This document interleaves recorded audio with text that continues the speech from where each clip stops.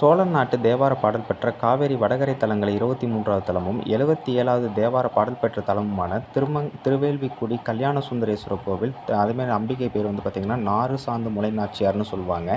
இந்த கோவில் திருத்துருத்தின்னு அழைக்கப்படக்கூடிய மயிலாடுதுறை மாவட்டம் குத்தாலத்தோடையும் திருமணஞ்சேரி கோவிலோடும் இணைக்கப்பட்ட கோவில். அதனால் பதிகத்தில் என்ன சொல்லப்படுது அப்படின்னா, இறைவன் பகல் காலத்தில் வேள்விக்குடி இந்த கோயிலையும் இரவு காலத்தில் திருத்துருத்திலும் இருக்கிறதாக சொல்கிறாங்க. சம்பந்தர் 2 பதிகளும் சுந்தரர் 2 பதிகளும் பாடுறாங்க. இந்த கோவிலை முழுக்க முழுக்க கருங்கலால் கட்டியது உத்தம சோழரோட தாயாரான செம்பியன் மாதவியார்.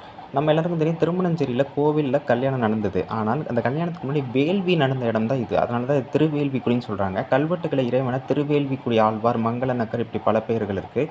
ராஜாதிராஜ நாட்டு, குறுக்கை நாட்டு, கங்கை கொண்ட சோழ சதுர்வேதி மங்கலத்து திருவேல்விக்குடின்னு இந்த கோவில் அழைக்கப்படுது கல்வெட்டுகளில். இந்த கோவிலை சுந்தரமூர்த்தி நாயனார் காவேரி அகன்கரை உறைவார்னு சொன்னதுனால ஒரு காலத்தில் இது காவேரி படித்துறையில் இருந்த கோவில் இது.